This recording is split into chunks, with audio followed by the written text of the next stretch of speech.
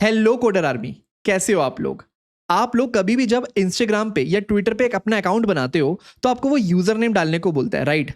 तो जब भी आप अपना यूजर नेम डालते हो ना, वो आपको इंस्टेंटली ऑलमोस्ट कांस्टेंट ऑपरेशन पे आपको बता देता है कि whether a user name has been taken or not, right. तो जैसे मेरा नाम आदित्य टंडन है, तो मैंने अगर अपना नाम डाला इंस्टाग्राम पे आदित्य टंडन, मुझे ये यूजर नेम चाहिए, राइट। पर उसने मुझे उसी टाइम, उसी सेकंड, उसी कांस्टेंट ऑपरेशन पे बता दिया कि this user name has already been taken. तो मुझे अपने नाम पे कुछ चेंजेस करने पड़ेंगे। फॉर एग्जाम्पल मैं आदित्य टंडन 02 डाल के लिखूंगा तो शायद मुझे यूजर नेम मिल जाएगा, है ना।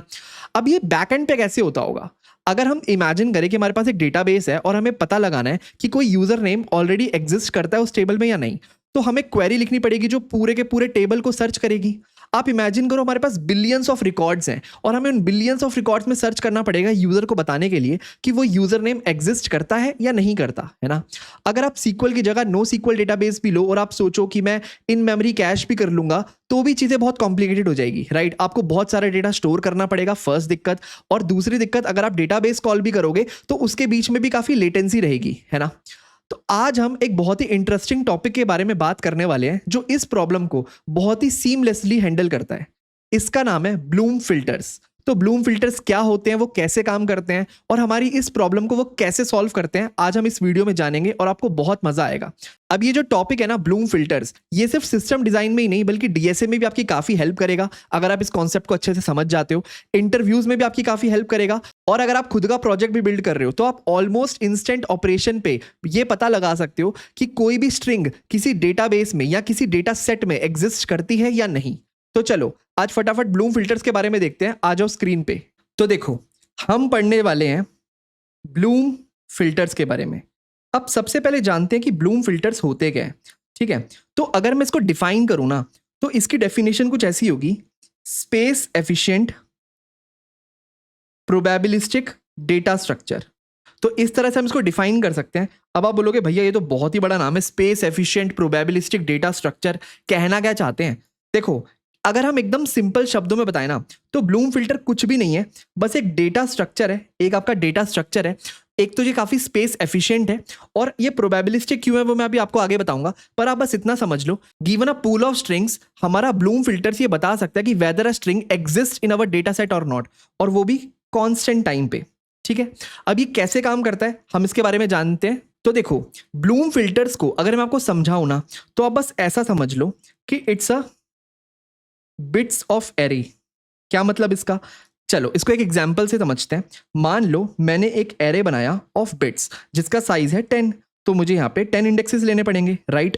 तो मैंने यहाँ पे एक 10 साइज का n इक्वल टू 10 साइज का एक बिट एरे लिया है और मैंने हर इंडेक्स पे अभी इनिशियली 0 फिल कर दिया, राइट। तो अभी तक हमारे पास इतना है। अब आपको पता ही है कि हैश फंक्शंस क्या होते हैं, राइट। तो अगर मैं एक हैश फंक्शन लेता हूं और मैं x का हैश निकालता हूं, तो मैं चाहता हूं कि मेरे पास x अगर एक स्ट्रिंग है, लेट्स से x अगर एक स्ट्रिंग है, तो जब भी मैं इसका हैश निकालूं मेरे पास एक 0 से लेकर 9 तक की कोई वैल्यू आ जाए, क्योंकि मेरे पास जो एरे है उसका इंडेक्स 0 से लेकर के 9 तक का है, यानी कि मेरे पास साइज 10 का एरे है, बिट एरे है, राइट। तो मैं एक हैश फंक्शन से एक्सपेक्ट करता हूं कि गिवन अ स्ट्रिंग x, इस अगर मैं इस हैश फंक्शन को दूं तो मुझे ये हमेशा 0 से लेकर 9 तक एक इंडेक्स लाके देगा, राइट। अगर हम क्या करें, मल्टीपल हैश फंक्शंस लें, तो अब हम क्या करते हैं, हम कुछ हैश फंक्शंस लेते हैं, ठीक है। तो मैं 2 हैश फंक्शन लेता हूं, हैश1 और हैश2, ठीक है। और ये हैश फंक्शन क्या करेंगे, किसी भी चीज का हैश निकाल सकते हैं इन अ रेंज ऑफ 0 to 9, ठीक है। तो अगर हम इंस्टाग्राम की बात करें तो हमारे पास ना बहुत सारे यूजर नेम्स होते हैं, राइट। तो हम कुछ यूजर नेम्स लेते हैं। लेट्स से एक यूजर नेम हमने लिया आदित्य, एक हमने लिया हर्षिता, एक हमने लिया लेट्स से अभय, और एक हमने लिया लेट्स से रोहित, है ना। ये वो यूजर नेम्स हैं जो यूजर हमारी वेबसाइट पे आके डालेगा और पता करना चाहेगा कि यूजर नेम ऑलरेडी टेकन है या नहीं। अगर वो टेकन है तो यूजर नेम को, तो उस यूजर को दूसरा यूजर नेम लेना पड़ेगा, नहीं तो वो ये वाला यूजर नेम लेके जा सकता है, राइट। तो हम देखो क्या करेंगे, हम एक एक करके इन यूजर नेम्स को अपने ब्लूम फिल्टर में चेक करेंगे और ये हमारा ब्लूम फिल्टर हमें बताएगा कि यूजर नेम ऑलरेडी टेकन है या नहीं, वो भी कॉन्स्टेंट टाइम के अंदर। अब ये कैसे बताएगा, एक बार वो देखते हैं। तो मैंने देखो यहाँ पे क्या लिया, एक टेबल बना लिया इन सब नेम्स का, और मैं क्या करूंगा, जैसे ही मेरे पास कोई नेम आएगा फ्रॉम अ यूजर, मैं उस नेम को इन दोनों हैश फंक्शन से गुजारूंगा, हैश1 और हैश2। अब जैसे मैं इन फंक्शन से गुजारूंगा मुझे 0 से लेके 9 तक कोई इंडेक्स मिलेगा। तो लेट सपोज जैसे ही मैंने आदित्य के नेम को #1 से गुजारा, उसने मुझे इंडेक्स दिया 0, और जब #2 से गुजारा उसने मुझे इंडेक्स दिया 6। तो मैं क्या करूंगा, अपने ब्लूम फिल्टर पे जा करके जहां पे 0th और 6 इंडेक्स है ना, उस बिट को अप कर दूंगा, यानी कि 0 से 1 कर दूंगा उस बिट को, यानी कि मैं 0 से 1 कर दूंगा। तो यहाँ पे मैंने 0 को 1 कर दिया और मैंने 6 को भी अपना 1 कर दिया, राइट, कुछ इस तरह से। और सेम मैं ये काम करूंगा हर इंडिविजुअल स्ट्रिंग के लिए जो भी मेरे पास आती है। अब इमेजिन करो, अभी के लिए मेरे पास जो वैल्यूज मिली, H1 से मिली 3, और लेट से हमारा जो H2 है उससे हमें मिली 8। तो मैंने 3 और 8 की बिट जाकर के अप कर दी, कुछ इस तरह से, राइट। तो अब समझ रहे हो हम क्या कर रहे हैं, जैसे जैसे हमें एक वैल्यू मिले जा रही है, हम उस बिट को अप करे जा रहे हैं, उन दोनों बिट्स को अप करे जा रहे हैं। अब फॉर सेम अगर हम हर्षिता को पास करते हैं ब्लूम फिल्टर में, तो मान लो हमारा जो H1 हैश है वो हमें देता है वैल्यू 1, और H2 हैश है वो हमें वैल्यू देता है लेट से 3। तो हम क्या करेंगे, 1 और 3 को भी अप कर देंगे, राइट, कुछ इस तरीके से। एंड सेम हम रोहित के लिए भी करेंगे। लेट से रोहित का जो H1 और H2 हैश है वो हमें इंडेक्स देता है 4 और 5 रिस्पेक्टिवली। तो अगेन हम क्या करेंगे, 4 को 1 कर देंगे और हमने 5 को भी 1 कर दिया, कुछ इस तरह से। अब आप पूछोगे भैया अब हम पता कैसे लगाएंगे कि कोई नेम ऑलरेडी या कोई यूजर नेम ऑलरेडी टेकन है या नहीं। तो अब देखो ब्लूम फिल्टर काम कैसे करता है। अब इमेजिन करो अगर किसी ने ये सब नेम ऑलरेडी ले लिए थे, है ना, हमारे पास एक नया यूजर आया जिसको भी आदित्य का नेम चाहिए, ठीक है, एज अ यूजर नेम। तो उसने आदित्य टाइप किया, जैसे आदित्य टाइप किया तो मैं इस आदित्य के नेम को अपने दोनों हैश फंक्शन से गुजारूंगा, H1 और H2। और आपको पता ही है अगर मेरे पास हैश फंक्शन सेम है और मेरे पास स्ट्रिंग भी सेम है तो हमेशा सेम हैश वैल्यू जनरेट होगी, राइट। तो अगर मैंने इसको हैश से गुजारा तो मुझे अगेन 0 और 6 मिलेगा। तो मैं अपने 0th इंडेक्स और 6 इंडेक्स पे जाके बोलूंगा क्या तुम में से किसी की भी वैल्यू 0 है क्या। तो दोनों बोलेंगे नहीं, दोनों बिट पे 1 है। इसका मतलब ऑलरेडी किसी ने आदित्य का नाम लिया हुआ है जिसने इसकी बिट्स को 1 कर दिया था, है ना। तो मैं इसको बोल सकता हूं may be taken, may be taken.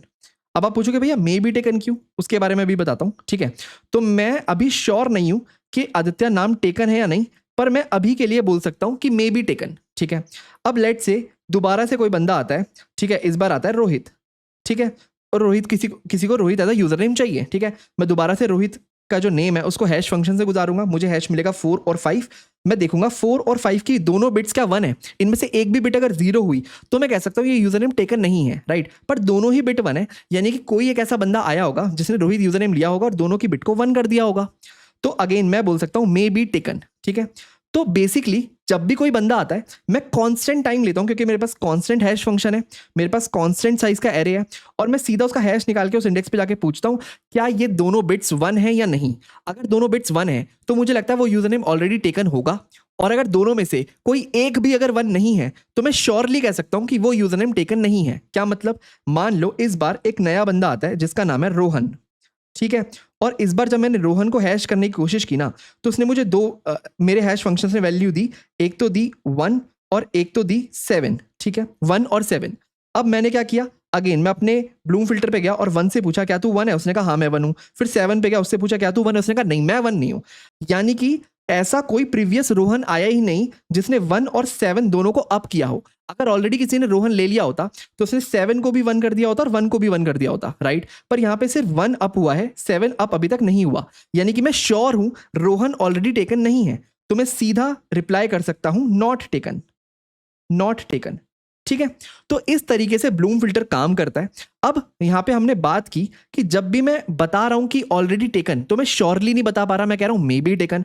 पर जब मैं बता रहा हूं कि नॉट टेकन तब मैं श्योरली बता रहा हूं कि ऑलरेडी टेकन। ऐसा क्यों, इसके बारे में हम बात करते हैं। तो हम एक कॉन्सेप्ट इंट्रोड्यूस करते हैं फॉल्स पॉजिटिव का और ट्रू नेगेटिव का। क्या मतलब false positive and true negative, ठीक है। इसको देखते हैं एक बार ब्लूम फिल्टर में ही। मान लो मेरे पास अगेन एक नाम आया, अभी के लिए मैं रोहित और रोहन को हटा देता हूं। तो इमेजिन करो अब मेरे पास एक नया बंदा आता है जिसको एक यूजर नेम चाहिए संजय, ठीक है। तो मैं क्या करूंगा, अगेन इस संजय के नेम को हैश फंक्शन से गुजारूंगा। तो लेट से मुझे जैसे ही हैश फंक्शन से मैं गुजारता हूं ना, मुझे इसके दो हैशेस मिलते हैं, एक मुझे मिलता है 1 और एक मुझे मिलता है 4, ठीक है, 1 और 4। अब मैं क्या करूंगा, इस 1 की बिट को और 4 की बिट को चेक करूंगा। सबसे पहले मैंने 1 की बिट को चेक किया, मैंने कहा क्या तू ऑलरेडी अप है, उसने कहा यस मैं अप हूं। फिर मैंने 4 को भी चेक किया, मैंने 4 से पूछा क्या तू ऑलरेडी अप है, उसने कहा यस मैं भी अप हूं। तो देखो इवन संजय हमारे डेटाबेस में एग्जिस्ट नहीं करता, फिर भी हमारा ब्लूम फिल्टर कह रहा है कि ये नेम ऑलरेडी एग्जिस्ट करता है। इसी को हम कहते हैं फॉल्स पॉजिटिव। यानी कि हमारा ब्लूम फिल्टर कभी कभार जो पॉजिटिव वैल्यूज है, मतलब ये बताना कि कोई एग्जिस्ट करता है, उसको गलत बोल सकता है। अगर कोई यूजर नेम एग्जिस्ट नहीं भी करता होगा तब भी उसे बोल देगा कि वो एग्जिस्ट करता है, राइट। पर कभी भी हमारे पास फॉल्स नेगेटिव नहीं हो सकता, राइट। ये तो आपको समझ आ ही रहा होगा। कभी भी ऐसा सिनेरियो नहीं आ सकता कि कोई यूजर नेम एग्जिस्ट नहीं करता होगा और हम बोल देंगे नहीं नहीं एग्जिस्ट करता है, राइट। क्यों नहीं हो सकता? तो इमेजिन करो हमारे पास एक कोई भी नया यूजर आया अमित, उसके हमारे पास 2 हैशेस मिले, लेट से एक हैशेस मिला 7, एक हैश मिला 6 और 7 मिल गया हमें, ठीक है। तो अब हम 7 के पास जाएंगे, हम पूछेंगे क्या तू ऑलरेडी अप है, बोलेगा मैं अप नहीं हूं।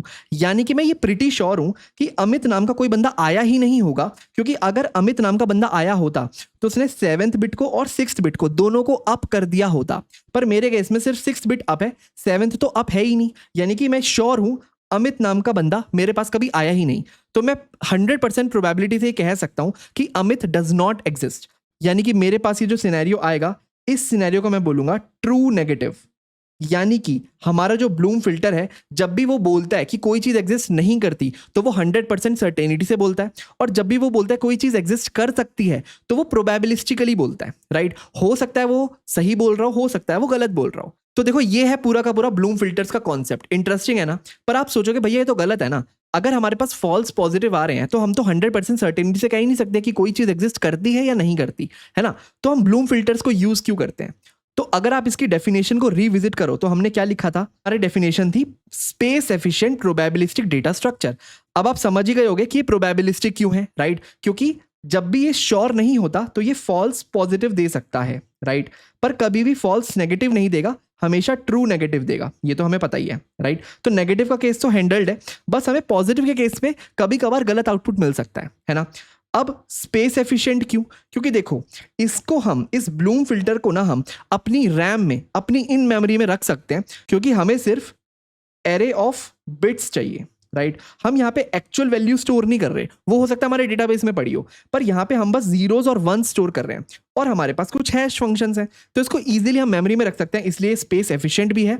और अगेन क्योंकि ये प्रोबेबिलिस्टिकली आंसर देता है, इसलिए प्रोबेबिलिस्टिक डेटा स्ट्रक्चर है। तो आई होप आपको पूरी की पूरी डेफिनेशन तो समझ आ गई होगी। पर अब हम देखते हैं कि प्रैक्टिकल लेवल पे ये फॉल्स पॉजिटिव हमें कितना इंपैक्ट करता है। तो देखो अगर हम थोड़ी सी इसकी मैथमेटिक्स में जाए ना, तो प्रोबेबिलिटी ऑफ फॉल्स पॉजिटिव जो होती है वो इस फॉर्मूला से निकलती है, which is 1 minus e to the power minus kn/m की होल पावर k।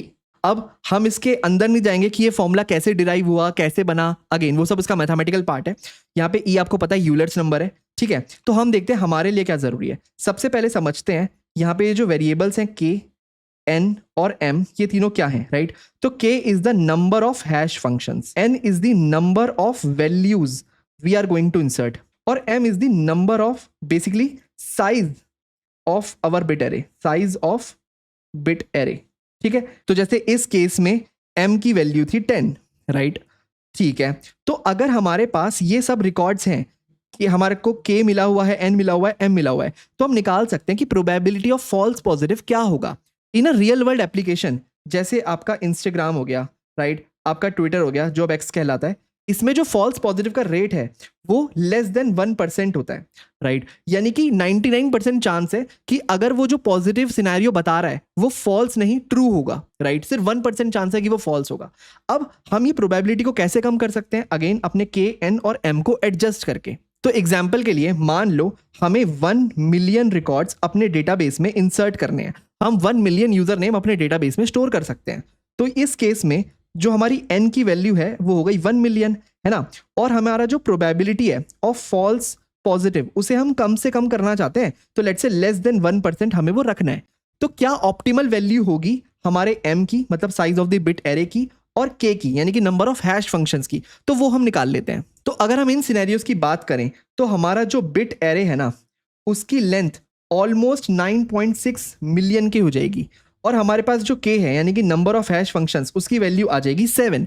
बेसिकली अगर हम नंबर ऑफ हैश फंक्शंस को 7 रखें और 9.6 मिलियन साइज का अपना बिट एरे रखें तो जाके हमें false positive rate less than 1% मिलेगा, विच इज एक्सेप्टेबल। तो ब्लूम फिल्टर्स कुछ भी नहीं है, एक ट्रेड ऑफ है आपकी स्पीड का, बेसिकली एफिशिएंसी का, और फॉल्स पॉजिटिव का। आपको क्या करना है, आपको अपनी एफिशिएंसी हाईएस्ट चाहिए, और आपको पता है कोई चांस है फॉल्स पॉजिटिव आने का, तो आप उसे कम से कम करना चाहते हो। ऑब्वियसली आप कभी जीरो नहीं कर सकते, पर आप लेस देन 1% भी अगर रख रहे हो तो 99% चांस है कि वो एकदम सही आंसर देगा। और ऐसे केस में अगर 1% चांस वो रिलायबल नहीं भी है तो हमें कोई फर्क नहीं पड़ता। अगर हमारे पास कोई यूजर आता है जिसका नाम है आदित्य टंडन और वो एग्जिस्ट नहीं भी करता होगा, पर उस केस में हमने उसे बता दिया एग्जिस्ट करता है, तो कोई फर्क नहीं पड़ता, वो कोई और यूजर नेम रख लेगा, राइट। अब देखो ब्लूम फिल्टर्स में ना इन सब वैल्यूज m k और हमारा जो n है, इन सब वैल्यूज का बहुत इंपॉर्टेंस है। अगर आप इन वैल्यू को ट्यून नहीं करोगे अपने फॉर्मूला के हिसाब से ना, तो आपके फॉल्स पॉजिटिव रेट्स बहुत इंक्रीज हो जाएंगे। तो हमें क्या करना होता है, अपने m और k की वैल्यू को एडजस्ट करना होता है सच दैट हमारा probability of false positive less than 1% रहे। और n का हम अंदाजा लगा लेते हैं पहले से कि कितने यूजर हमारे इस प्लेटफॉर्म पे आने वाले हैं। तो इस केस में अगर हम देखें ना, अगर हम यहाँ पे 9.6 मिलियन की जगह सिर्फ 1 मिलियन साइज का अपना पूरा का पूरा बिट एरे लेते, तो हमारा जो फॉल्स पॉजिटिव है वो सीधा 37% तक चला जाता, राइट। तो देखो कितना कम एफिशिएंट है। तो हमें 9.6 मिलियन यहाँ पे लेने पड़ेंगे रिकॉर्ड्स, तब जाके हम अपने फॉल्स पॉजिटिव की वैल्यू को 1% कर पाएंगे। तो देखो अगर हम रूल ऑफ थंब की बात करें ना, तो ये कहता है कि जितने भी हमारे n की वैल्यूज हैं, मतलब जितने भी हम नंबर ऑफ रिकॉर्ड्स अपने सिस्टम पे स्टोर करवाने वाले हैं, उससे 2 to 3 टाइम्स हम ब्लूम फिल्टर का साइज लें, यानी कि हमारा जो बिट एरे है उसका साइज लें। इससे क्या होगा, हमारा फॉल्स पॉजिटिव लेस देन 1% ही रहेगा, क्योंकि कभी भी ब्लूम फिल्टर हमारा भरेगा ही नहीं अगर हम 2 से 3 गुना ज्यादा साइज ले रहे हैं, राइट। और कभी भी हमें फॉल्स पॉजिटिव के बढ़ने की दिक्कत आएगी ही नहीं। तो चलो अब हम बात करते हैं कि जो हमारे पास ये जो हैश फंक्शंस थे ये कैसे होते हैं, राइट। तो अभी के सिनेरियो में हमने माना था कि हमारे पास 2 हैश फंक्शन है h1 h2, तो ये क्या होने चाहिए। अभी के लिए हम एग्जांपल के लिए मान के चलते हैं कि हम सबसे simple hash function mod operator लेते हैं, राइट। तो बेसिकली मैंने क्या किया, h1 को लिया कि जो भी वैल्यू x आती है उसका मॉड निकाल लेना m के साथ। m क्या था, number of size array, bit size array. तो अगर m हमारा 10 था तो आपको पता है ये ऑपरेटर हमेशा 0 से 9 के बीच की रेंज देगा, राइट। सेम मैंने h2 को क्या किया, x इंटू 2 मॉड m निकाल लिया, मैंने ये वाला ऑपरेटर रख लिया। अब भी मैंने क्या कहा, ये हमें 0 से 9 की वैल्यू देगा। तो क्या मैं ऐसे मॉड्यूलो ऑपरेटर को as a hash function use कर सकता हूं? कर तो मैं सकता हूं, पर ये बहुत ही यूजलेस हैश फंक्शंस कहलाएंगे। क्यों? क्योंकि देखो ये जो मॉड्यूलो ऑपरेटर होते हैं ना, ये हमारी जो वैल्यूज हैं उसको यूनिफॉर्मली बिट एरे में डिस्ट्रीब्यूट नहीं कर पाते, राइट। आपको पता ही है 100, 200, 300, 400 ये सारे किसी एक ही इंडेक्स के लिए मैप होने वाले हैं, राइट। तो जो हमारे ये h1 और h2 है ना, ये बहुत अच्छे हैश फंक्शंस कहलाते नहीं है, राइट। इसके लिए हमें ऐसा हैश फंक्शन चाहिए जो एक तो फास्ट हो ताकि हमारी हैशिंग बहुत जल्दी हो पाए, सेकंड हमारे डेटा को यूनिफॉर्मली डिस्ट्रीब्यूट कर पाए, ठीक है। ये सबसे बड़ा क्राइटेरिया है एक हैश फंक्शन चूज करने का। तो हमारे पास बेसिकली रियल वर्ल्ड में बहुत सारे हैश फंक्शंस हैं।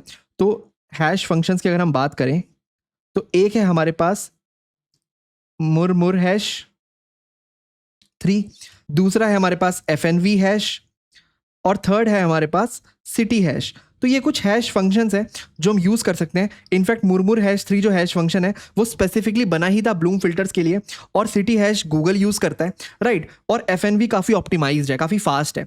तो बहुत सारे हैश फंक्शंस हमारे पास ऑलरेडी एग्जिस्ट करते हैं जो हम ब्लूम फिल्टर्स के लिए यूज कर सकते हैं। इनका फायदा ये है कि ये बहुत फास्ट होते हैं और हमारे डेटा को यूनिफॉर्मली डिस्ट्रीब्यूट कर पाते हैं। अब कई लोगों के मन में डाउट आ रहा होगा कि भैया क्या होगा अगर हमारा ब्लूम फिल्टर भर जाए या भरने लग जाए, राइट। तो फॉल्स पॉजिटिव तो बढ़ जाएगा, बिल्कुल। तो अब हम देखते हैं अगर हमारा ब्लूम फिल्टर भरना शुरू हो जाए तो हमारा क्या फॉल्स पॉजिटिव रेट बढ़ जाएगा? ऑब्वियसली बढ़ जाएगा। तो लेट्स से अगर ब्लूम फिल्टर भरना शुरू हो जाए, मतलब बहुत सारी वैल्यू 0 से हटके 1 हो गई है, 1 1 1 1, तो बहुत जगह 1 आना शुरू हो गया। तो अगर इसको मैं इमेजिन करवाऊं कि अगर हमारा ब्लूम फिल्टर सिर्फ 10% फुल हुआ है ना, तो हमारी false positive rate less than 1% है, मान लो 0.1% है एग्जैक्टली, ठीक है। अब जैसे जैसे हमारा ब्लूम फिल्टर बढ़ता जाएगा, 10 से ये 80% हो जाएगा, तो वैसे ही हमारे फॉल्स पॉजिटिव की वैल्यूज भी बढ़ती चली जाएगी, राइट। 80% तक आते आते तो ये ऑलमोस्ट 30% से 40% टच कर जाएगी, यानी कि हर 3 में से 1 का वो फॉल्स पॉजिटिव देगा। अब ये ब्लूम फिल्टर बिल्कुल यूजलेस हो गया है, राइट। इसीलिए हमने डिस्कस किया था कि हमें जो ब्लूम फिल्टर का साइज लेना है ना, उसे बहुत ही कॉशियसली चूज करना है। उसका साइज हमें 2 से 3 गुना ज्यादा रखना है जितने नंबर ऑफ यूजर्स या जितने नंबर ऑफ स्ट्रिंग्स हम अपने सिस्टम में एंटर करवाने वाले हैं, राइट। कुछ चीजें हैं जो अभी भी हम कर सकते हैं कि अगर हमारा ब्लूम फिल्टर भरना शुरू हो गया है तो हम क्या कर सकते हैं, एक बड़ा ब्लूम फिल्टर बनाएं और अपनी पुरानी वैल्यूज इस बड़े ब्लूम फिल्टर में कॉपी कर लें और नई वैल्यूज सीधा इसी से जाकर के पूछें, राइट। अगेन ये बहुत ही लंबा प्रोसेस है, पूरी की पूरी माइग्रेशन लगेगी इस ब्लूम फिल्टर से यहाँ पे डेटा यहाँ पे लाने में, और हो सकता है उसके लिए उस हैश वैल्यूज चेंज हो जाए वगैरह वगैरह। तो वो सब हमें ना करना पड़े, इसलिए हम कोशिश करते हैं हम पहले ही अपने ब्लूम फिल्टर को इतना बड़ा रखें कि वो 80% तो क्या, वो कभी 50% भी फुल ना हो। बेसिकली हम चाहते हैं हमारा ब्लूम फिल्टर इतना बड़ा रहे कि उसमें फॉल्स पॉजिटिव की वैल्यूज हमेशा लेस देन 1% बनी रहे। अगर बहुत ज्यादा भी हो जाए तो ऑलमोस्ट 2% बनी रहे, इससे ज्यादा नहीं, राइट। अब इस पूरे के पूरे ब्लूम फिल्टर के आइडिया को देख के आपको एक चीज तो समझ आ गई होगी कि इस ब्लूम फिल्टर में ना डिलीशन पॉसिबल नहीं है। वो तो आपको देख के ही समझ आ रहा होगा कि अगर मान लो मैंने यहाँ पे जो रोहित नाम इंसर्ट कराया है जिसका हैश फंक्शन है 4 और 5, उसको डिलीट कर दिया, तो मेरा काम क्या होगा, 4 और 5 को वापस से मैं जीरो कर दूं, 4 और 5 को वापस से मैं जीरो कर दूं।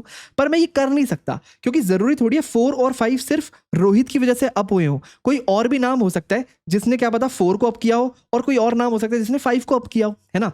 तो अगर मैं इन दोनों को 1 से 0 कर दूंगा तो मैं बहुत सारे नेमिंग्स की जो मैपिंग है ना उनको रिमूव कर दूंगा। तो डिलीशन इस ब्लूम फिल्टर में बिल्कुल पॉसिबल नहीं होता। अगर आपको डिलीशन की फंक्शनैलिटी चाहिए तो उसके लिए हम एक नया कॉन्सेप्ट जिसको हम बोलते हैं काउंटिंग ब्लूम फिल्टर्स, वो यूज करते हैं। वो भी बहुत इंटरेस्टिंग है, एक बार उसके बारे में आपको थोड़ा सा बता देता हूं।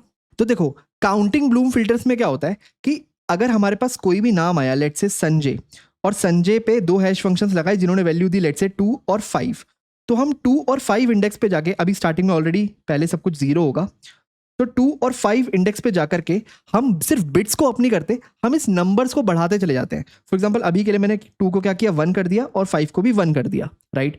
अब मान लो एक और इंसान आया जिसका नाम है आदित्य, ठीक है, इसकी बिट्स आई 2 और 6, तो ठीक है, इस बार मैं 2 के पास गया, मैंने 2 को 1 से 2 कर दिया, और 6 के पास गया उसको 1 कर दिया, कुछ इस तरह से। अगर लेट्स से मेरे पास आया अभय जिसकी मेरे पास बिट आई लेट्स से 5 और 7, तो मैं 5 के पास गया उसको अप कर दिया, 7 के पास गया उसको अप कर दिया। तो मैं इस नंबर्स को बढ़ाता चला जाऊंगा, इसलिए इसको हम काउंटिंग ब्लूम फिल्टर्स बोलते हैं। इससे मुझे ये फायदा मिलता है कि यहाँ पे डिलीशन सपोर्ट होता है।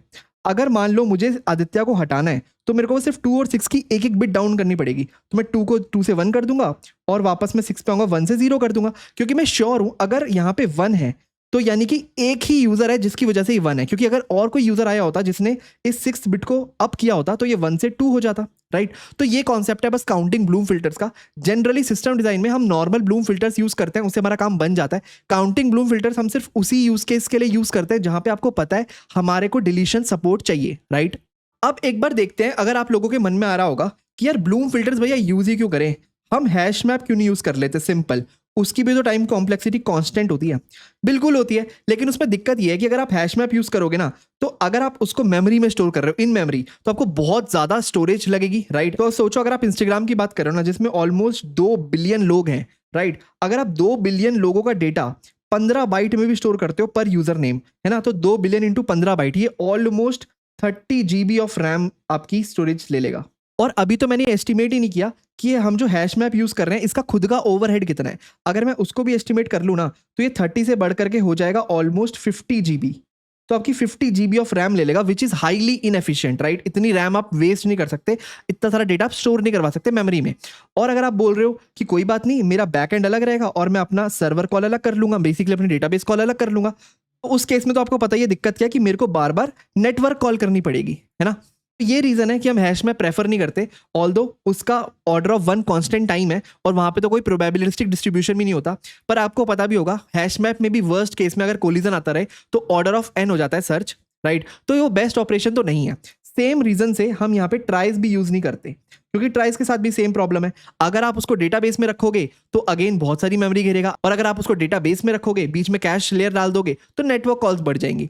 तो इस रीजन से हम एक ऐसा डेटा स्ट्रक्चर प्रेफर करते हैं जो हमारा इन मेमोरी रह सके और कम से कम स्टोरेज स्पेस ले। अगर हम बात करें ना इसी यूज केस के लिए कि अगर हम ब्लूम फिल्टर्स यूज करते, तो आपको पता है ये 2 बिलियन रिकॉर्ड्स को स्टोर करने के लिए, क्योंकि हमें सिर्फ 1 बिट स्टोर करनी है, हमें 1 बिट का एरे चाहिए, तो हमारे पास सिर्फ 2 GB ऑफ स्टोरेज लगती, राइट। कहाँ यहाँ पे 50 लग रही थी और यहाँ पे सिर्फ 2 GB, 25 गुना कम जो हमारी हैश मैप में या ट्राइज में लगने वाली थी, राइट। अब अगर हम इसके एप्लीकेशंस की बात करें, इसकी बहुत सारी एप्लीकेशंस हैं। एक तो ये हमारा गूगल क्रोम में ही यूज होता है एज अ चेक कि कोई भी वेबसाइट मैलिशियस है या नहीं है, राइट। तो ये चेक करने के लिए कि कोई वेबसाइट मैलिशियस है या नहीं है, हमारा Google Chrome internally Bloom filter use करता है, जिसमें वो उस वेबसाइट्स को हैश करके उस बिट्स को अप कर देगा, ताकि हम कांस्टेंट टाइम में बता सकें कि कोई भी जो वेबसाइट है वो मैलिशियस है यूजर के लिए या नहीं, हमें एक नेटवर्क कॉल ना करनी पड़े या बहुत ज़्यादा टाइम कंज्यूम ना करना पड़े, राइट। इसके अलावा जितने भी आपके पास वेब क्रॉलर्स होते हैं, उसमें आप ब्लूम फिल्टर्स का यूज कर सकते हो, क्योंकि आपको पता है वेब क्रॉलर्स क्या करते हैं, हर बार किसी ना किसी वेबसाइट्स को फेच करके डेटा लेके आते रहते हैं, राइट।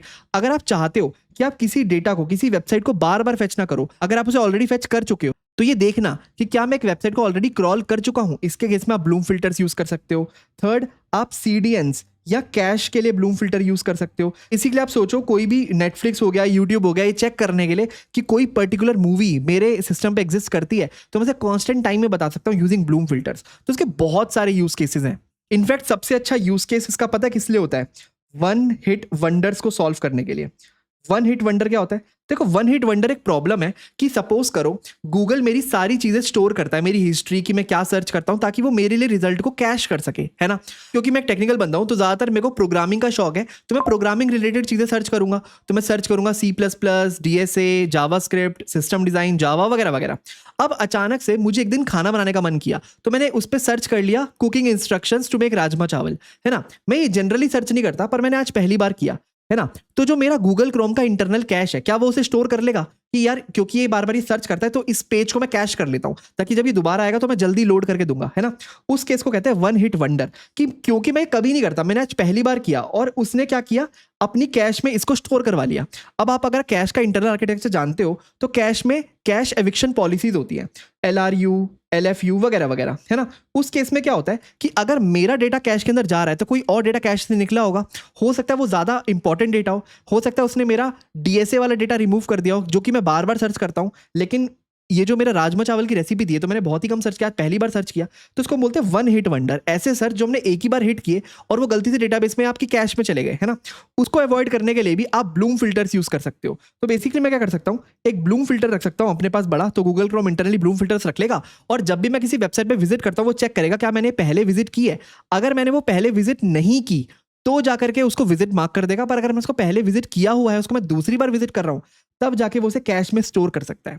और इस केस में आप बोलोगे वन हिट की जगह टू हिट वंडर हो गया। मान लो मैंने दूसरी बार कभी राजमा चावल सर्च किया, तो कोई बात नहीं, आप मल्टी लेवल ब्लूम फिल्टर्स भी तो यूज कर सकते हो। तो मैं क्या करूंगा, लेट्स से मैं 3 ब्लूम फिल्टर बनाऊंगा, 3 ब्लूम फिल्टर। तो जब भी मैं कुछ सर्च करता हूं, लेट्स से राजमा चावल, मैंने सर्च किया राजमा चावल रेसिपी, ठीक है, तो सबसे पहले वो मेरे फर्स्ट ब्लूम फिल्टर पे जाएगा और चेक करेगा कि क्या यहाँ पे मैंने इसको सर्च किया हुआ है, यहाँ पे इसकी बिट्स 1 है, वो कहेगा यस। फिर मैं सेकंड वाले पे जाऊंगा, वो बोलेगा नहीं सेकंड पे नहीं है, तो मैं इसकी यहाँ पे बिट सेट कर दूंगा। अगली बार जब मैं सर्च करूंगा, तो फर्स्ट पे भी यस आएगा, सेकंड पे भी यस आएगा, थर्ड पे जाऊंगा, थर्ड बोलेगा नहीं अभी भी नहीं है, एक बार उसको मैं क्या करूंगा, थर्ड पे अप कर दूंगा। अब जब मैं फोर्थ टाइम आऊंगा, तो फर्स्ट पे भी यस आएगा, सेकंड पे भी यस, थर्ड पे भी यस। अब मैं समझ जाऊंगा ये बहुत बार सर्च हो चुका है, 3 बार सर्च हो चुका है, यानी कि ये बंदा बार बार राजमा चावल सर्च करता है। तो मैं क्या करूंगा, इसको कैश में स्टोर करवा लूंगा इस पेज को, ताकि बार बार लोड ना करना पड़े मुझे, मैंने इसको अपनी कैश में रख लूंगा, राइट। तो आप मल्टी लेवल ब्लूम फिल्टर्स को यूज करके वन हिट वंडर्स को अवॉइड कर सकते हो। तो ये है पूरा का पूरा ब्लूम फिल्टर्स। आई होप आपको अच्छे से समझ आया होगा। हम इसमें अच्छे से डेप्थ में गए कि वो कैसे काम करते हैं, हैश फंक्शंस कौन से हमें यूज करने चाहिए, ब्लूम फिल्टर्स अगर भर जाए तो क्या करेंगे, फॉल्स पॉजिटिव को कम कैसे कर सकते हैं, काउंटिंग ब्लूम फिल्टर्स देखा और उसकी एप्लीकेशंस भी देखी, राइट। हमने ये भी देखा कि हम हैश मैप या ट्राइज वगैरह क्यों यूज नहीं करते इस पर्टिकुलर यूज केस के लिए। और अब आप बहुत सारे यूज केस खुद से सोच सकते हो ब्लूम फिल्टर्स के लिए। इनफैक्ट मैं आपको अब एक चैलेंज देता हूं, आप जो भी प्रोजेक्ट बना रहे हो, कुछ भी प्रोजेक्ट बना रहे हो, कोशिश करो कि आप क्या उसमें ब्लूम फिल्टर्स यूज कर सकते हो। अगर आप कर सकते हो तो उसमें ब्लूम फिल्टर्स यूज करने की कोशिश करो। सिंपल कोई भी हैश फंक्शंस उठा लो, अब मैंने जो फॉर्मूला दिया उस फॉर्मूला से एस्टिमेट करने की कोशिश करो कि प्रॉपर वैल्यू ऑफ के और एम एन क्या होंगी, राइट। उस हिसाब से आप अपनी एप्लीकेशन में ब्लूम फिल्टर्स को यूज करो। आपको बहुत मजा भी आएगा, बहुत कुछ सीखने को भी मिलेगा, और जब वो प्रोजेक्ट आप इंटरव्यूअर को दिखाओगे तो वो भी काफी इंप्रेस होगा आपसे कि हाँ आपने ब्लूम फिल्टर्स के कॉन्सेप्ट को यूज किया हुआ है। तो इस वीडियो में इतना ही, आपसे मिलते हैं किसी नेक्स्ट वीडियो में। तब तक के लिए थैंक यू सो मच।